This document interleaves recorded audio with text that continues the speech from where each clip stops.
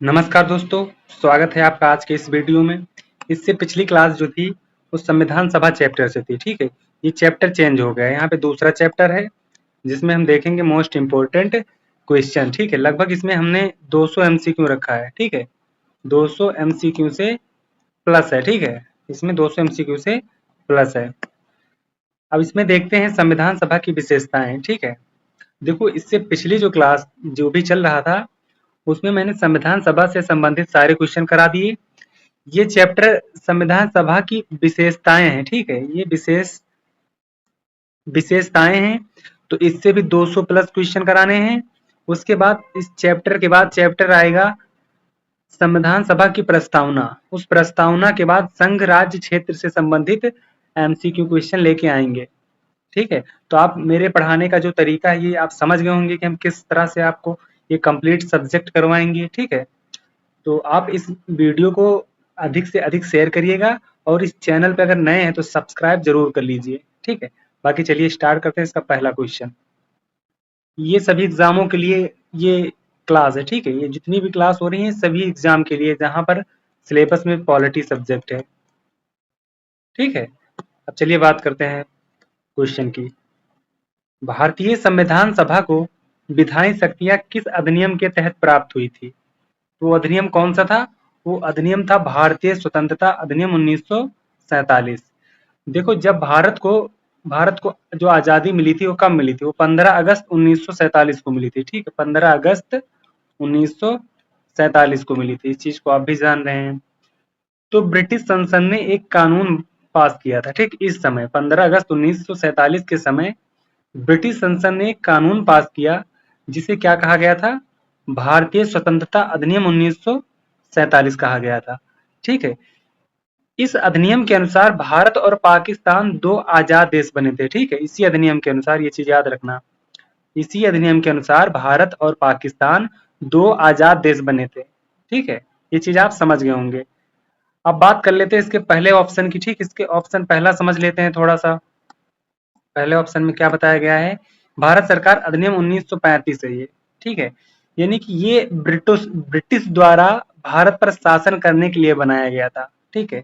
ये अधिनियम जो है ये ब्रिटिश द्वारा बनाया गया था भारत पर शासन करने के लिए, ठीक है। ये भी बात आप समझ गए होंगे, ठीक है।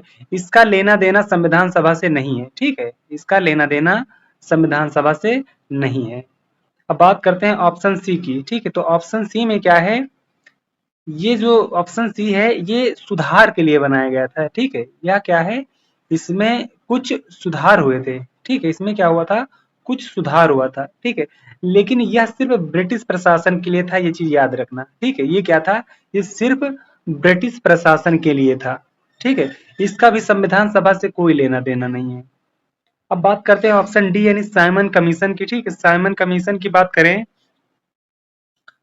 इस रिपोर्ट का विरोध, ये जो कमीशन है इसने एक रिपोर्ट प्रस्तुत किया, ठीक है। इसने क्या किया? एक रिपोर्ट दिया था। तो इस रिपोर्ट का जो विरोध है वो पूरे भारत ने किया था, ठीक है। इसका विरोध पूरे भारत ने किया था क्योंकि इसमें कोई भी भारतीय सदस्य नहीं था, ठीक है। इस कमीशन में क्या था? कोई भी भारतीय सदस्य था ही नहीं, ठीक है। इस चीज को आप अच्छे से समझ गए होंगे, ठीक है। तो आपका राइट आंसर ऑप्शन बी है। अब चलिए बात करते हैं अगले क्वेश्चन की। संविधान सभा ने भारत की अंतरिम संसद के रूप में कार्य किया था, यानी कब से कब तक कार्य किया था, ठीक है। तो 1947 से 1949 तक कार्य किया था, ठीक है। देखो, 1947 से 1949 तक संविधान सभा ने कानून भी बनाए थे, ठीक है। संविधान सभा ने, ये जो संविधान सभा है इसने कानून भी बनाया था, इस चीज को याद रखना। कब से कब तक कानून बनाया संविधान सभा ने? 1947 से 1949 तक, ठीक है। इसने कानून भी बनाया था, ओके। अब चलिए अगला क्वेश्चन देखते हैं। संविधान सभा के विधायी कार्यों का मुख्य उद्देश्य क्या था? संविधान सभा के विधायी कार्यों का मुख्य उद्देश्य क्या था? ठीक है, तो इसका आपका राइट आंसर क्या है? भारत का जो संविधान बनाना था, ठीक है, नहीं, भारत के लिए एक संविधान बनाना था, ठीक है। तो आपका ऑप्शन क्या सही? ऑप्शन बी सही है। संविधान सभा का सबसे बड़ा काम था भारत के लिए एक ऐसा संविधान बनाना जिससे देश अच्छे और समानता से चल सके, ठीक है, यानी देश समानता से चले और अच्छे से चले, ठीक है।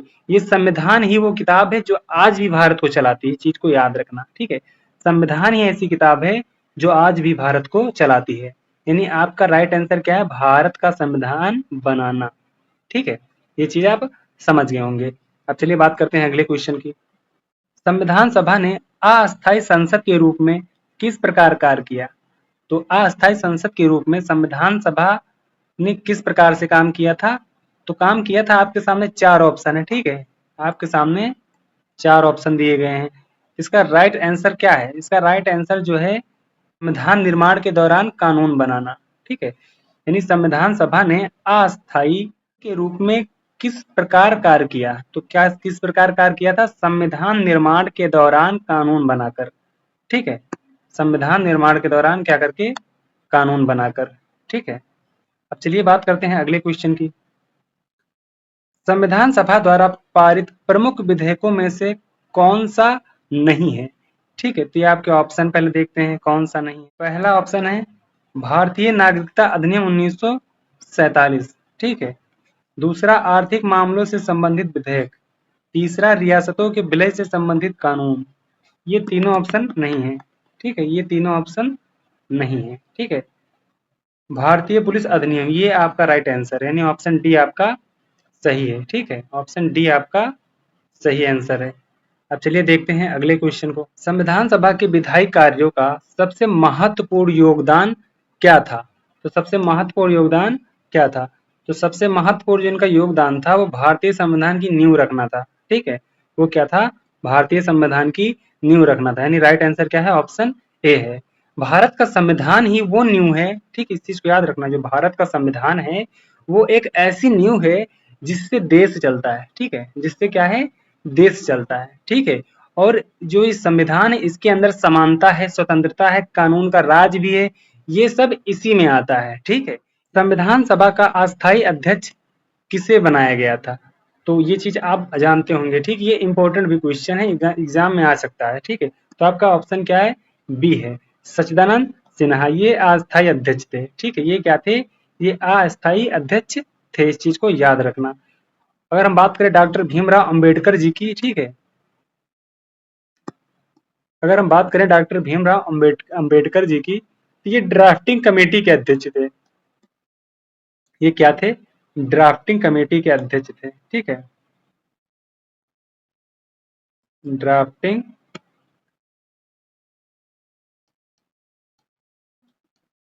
कमेटी के अध्यक्ष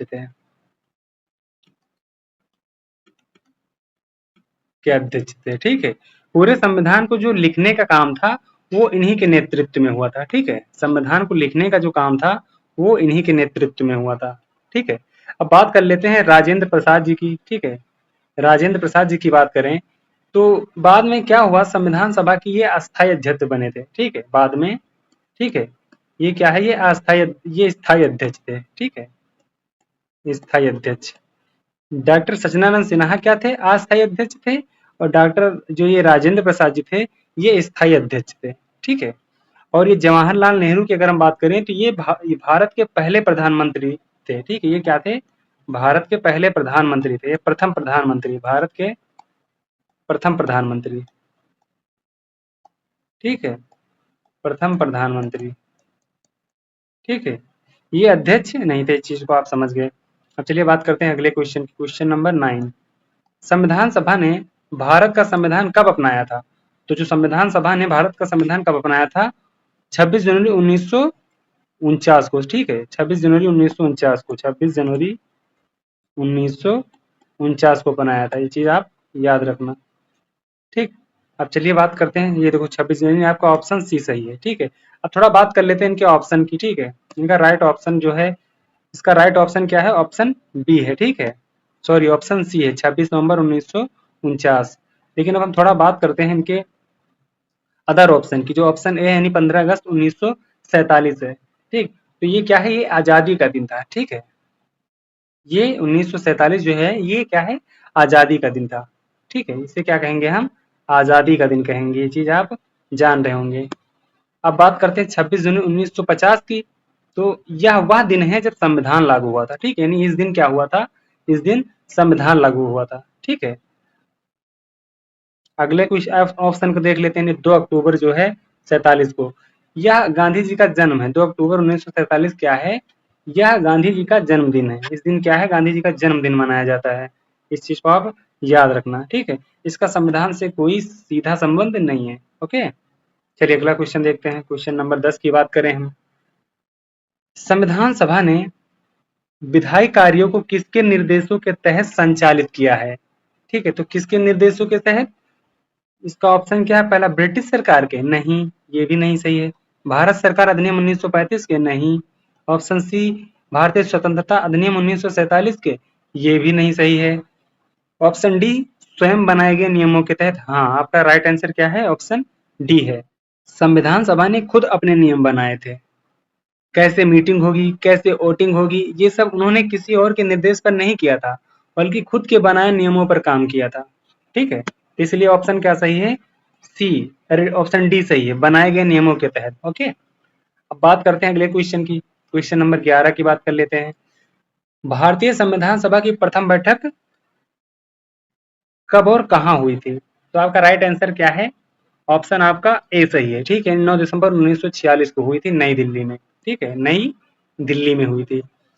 ये चीज आप याद रखना। अब बात कर लेते हैं इसके अदर ऑप्शन की। ऑप्शन डी की बात कर लेते हैं। 15 अगस्त 1947 यानी मुंबई, ये क्या चीज है, देखो, यह भारत की आजादी का दिन था, ठीक है, ये चीज आप जानते हैं। ये क्या था, ये भारत का आजादी का दिन था। लेकिन संविधान सभा की बैठक इस दिन और जगह नहीं हुई थी, यानी ये जो जगह है ये गलत है, बस ये इतना सही है, ये आजादी का दिन था, ठीक है। 26 जनवरी की बात कर लें तो ये चीज भी अभी अभी हमने बात किया है, इस दिन संविधान लागू हुआ था, ठीक है। इस दिन क्या हुआ था, संविधान लागू हुआ था, लेकिन पहली बैठक नहीं है, ये पहली बैठक सिर्फ 9 दिसंबर 1946 को हुई थी, ठीक है। अब बात कर लेते हैं अगले क्वेश्चन की। संविधान सभा ने विधायी कार्यों के लिए कौन सा प्रमुख अधिकार ग्रहण किया, तो कौन सा प्रमुख अधिकार ग्रहण किया, आपका ऑप्शन है भारत की न्यायिक प्रणाली का पुनर्गठन, हाँ। ऑप्शन बी भारत के प्रशासनिक ढांचे को परिभाषित किया, ये भी सही है। ऑप्शन सी आवश्यक कानून बनाना, हाँ, ये भी सही है। यानी आपका राइट आंसर ऑप्शन डी है, उपर्युक्त सभी सही है। चलिए अब देखते हैं अगला क्वेश्चन। संविधान सभा में कुल कितने सदस्य थे, तो संविधान सभा में यहाँ पे कुल की बात हो रही है, ठीक है। यानी कुल कितने सदस्य थे, 389, यानी ऑप्शन आपका सी सही है, ठीक है। इसमें 389 थे। अब बात कर लेते हैं ऑप्शन पहले की 299 की। यह बाद की संख्या है, ठीक है, जब कुछ रियासतें शामिल नहीं थी इसमें। इसमें क्या है, कुछ रियासतें नहीं शामिल थी, ये तब की संख्या है, ठीक है। राइट 389 है, इस चीज को याद रखना, ठीक है। अब चलिए देखते हैं अगले क्वेश्चन की। क्वेश्चन नंबर 14 की बात करते हैं। संविधान सभा का विधायी कार्य कब समाप्त हुआ, तो संविधान सभा का जो विधायी कार्य था वो 26 जनवरी 1950 को समाप्त हुआ था, ठीक है। 26 जनवरी 1950 को समाप्त हुआ था, यानी आपका ऑप्शन ये बी सही है, ठीक है। चलिए अब बात करते हैं अगले क्वेश्चन की।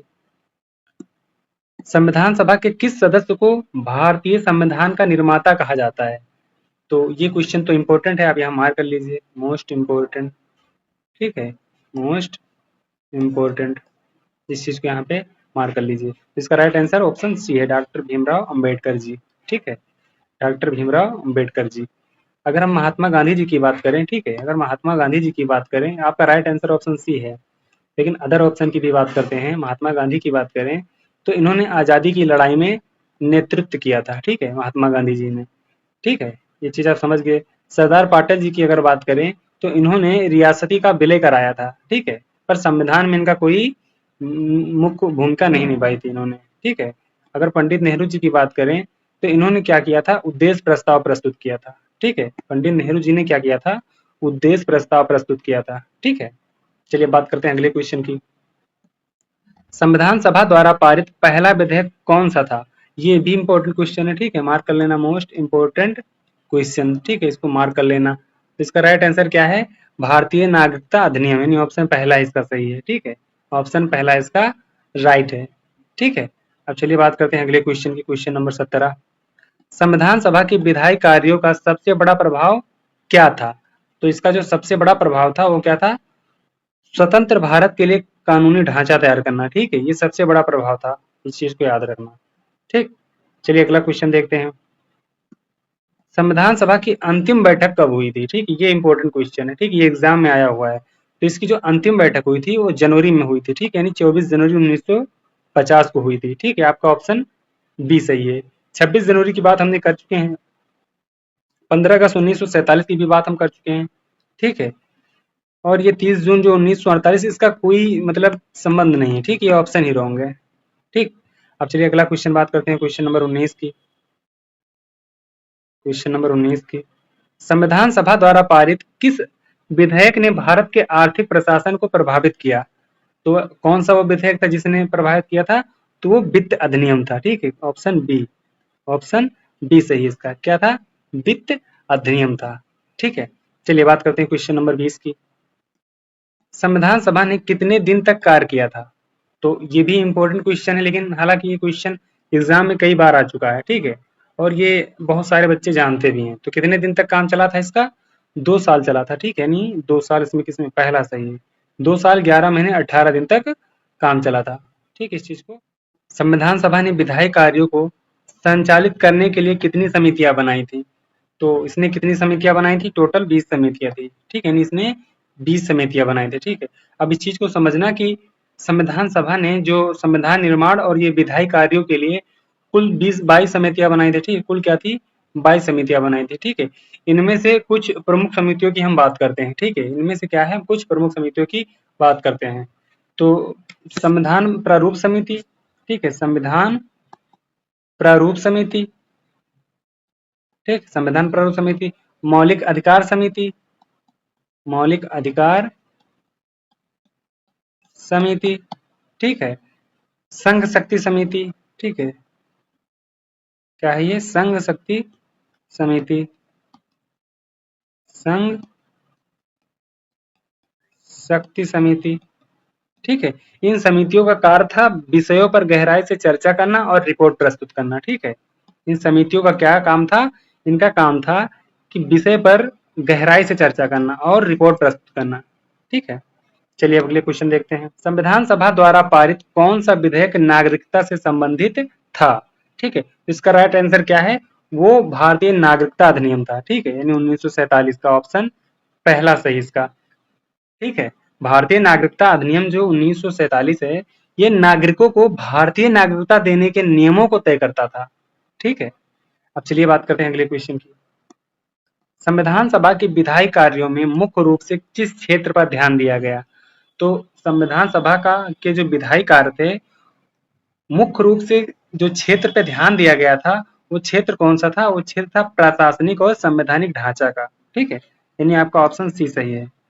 ठीक, चलिए बात करते हैं अगले क्वेश्चन की।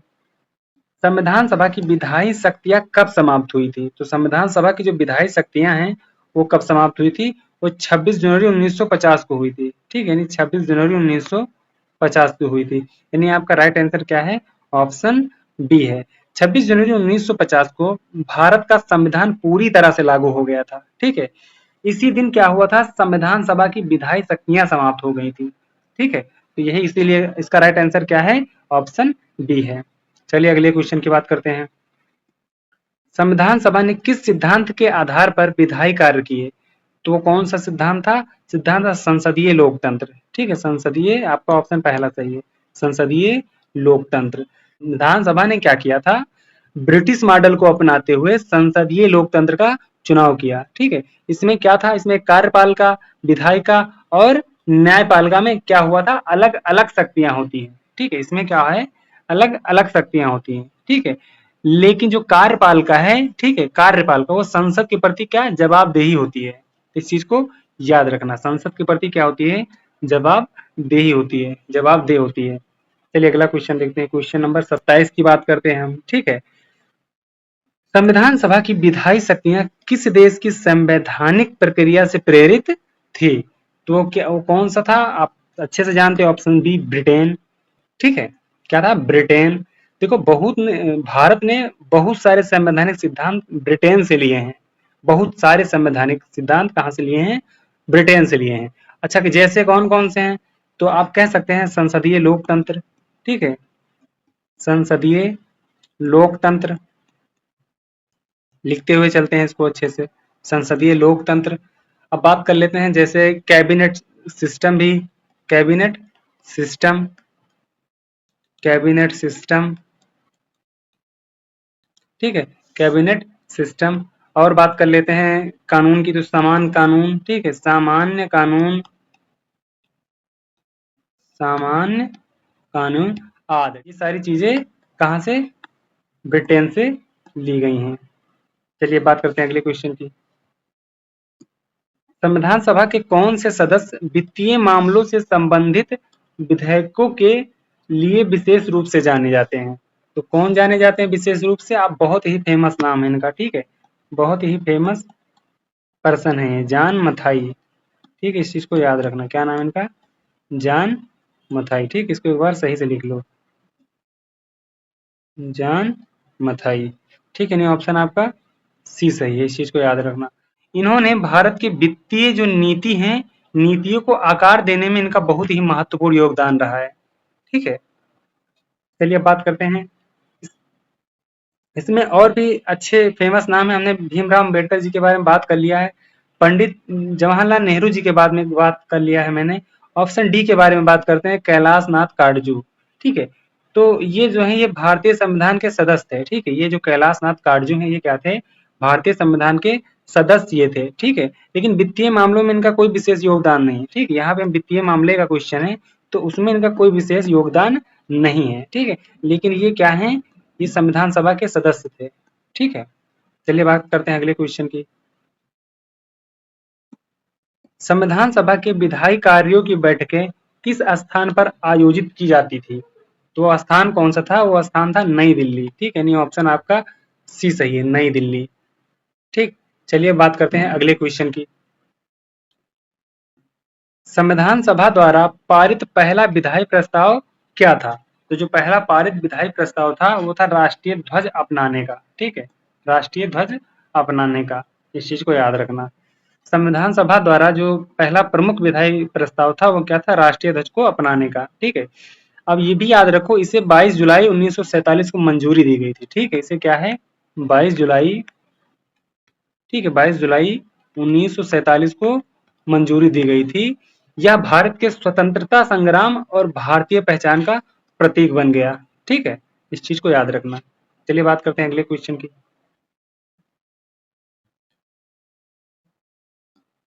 संविधान सभा के विधायी कार्यों में न्यायपालिका की स्वतंत्रता से संबंधित कौन सा आर्टिकल जोड़ा गया है?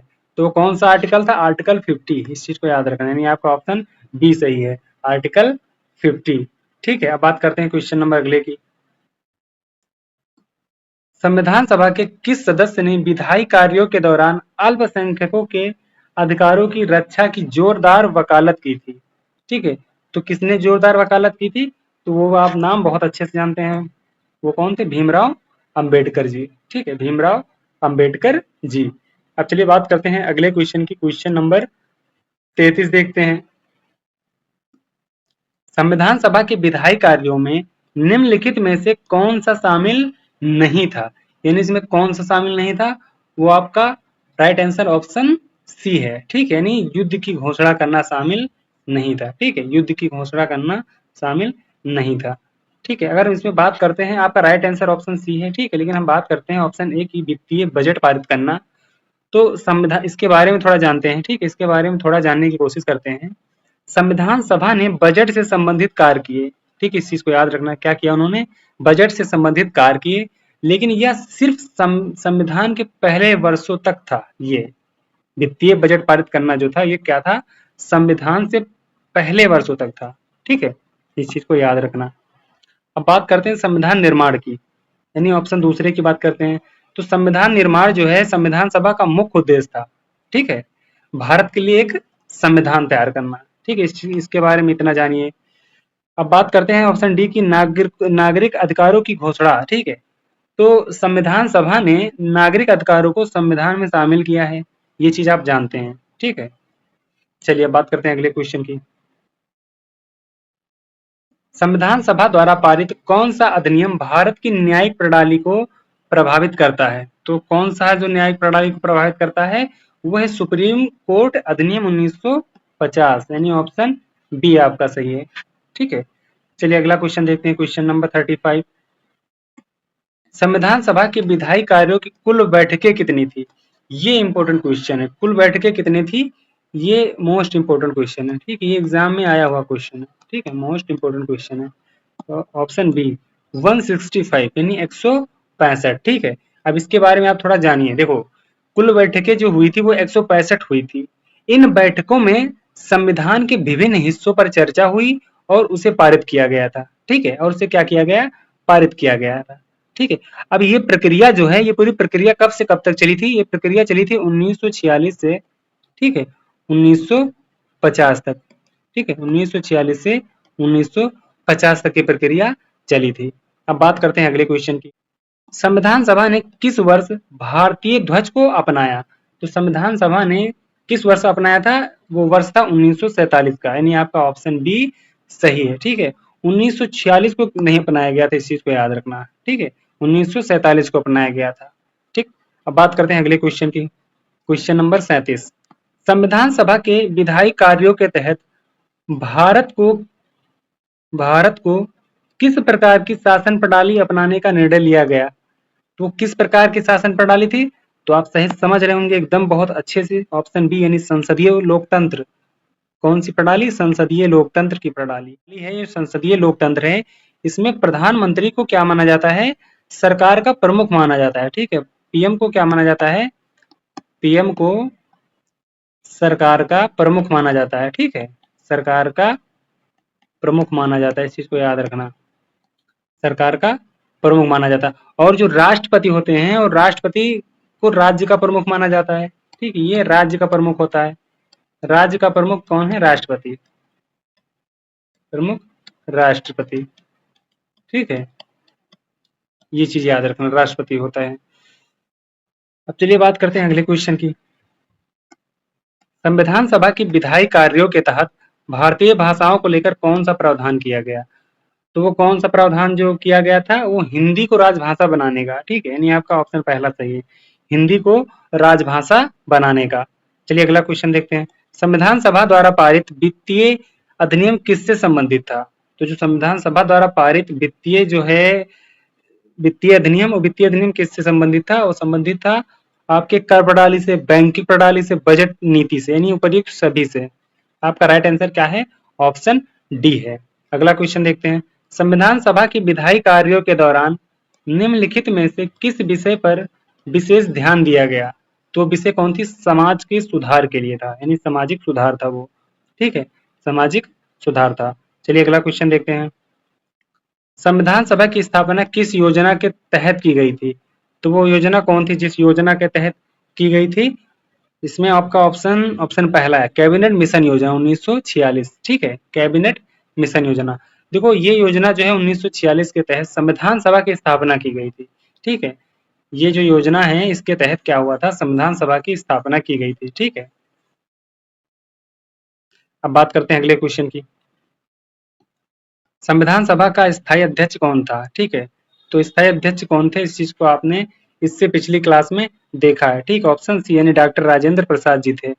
ठीक है, डॉक्टर राजेंद्र प्रसाद जी थे। ओके, चलिए बात करते हैं अगले क्वेश्चन की।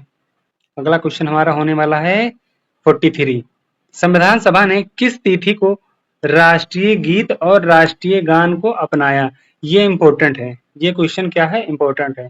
ये 24 जनवरी 1950 की बात है। ठीक है, देखो एक चीज समझो, 24 जनवरी 1950 को संविधान ने जन गण मन को राष्ट्रीय गान और वंदे मातरम को राष्ट्रीय गीत के रूप में स्वीकारा था।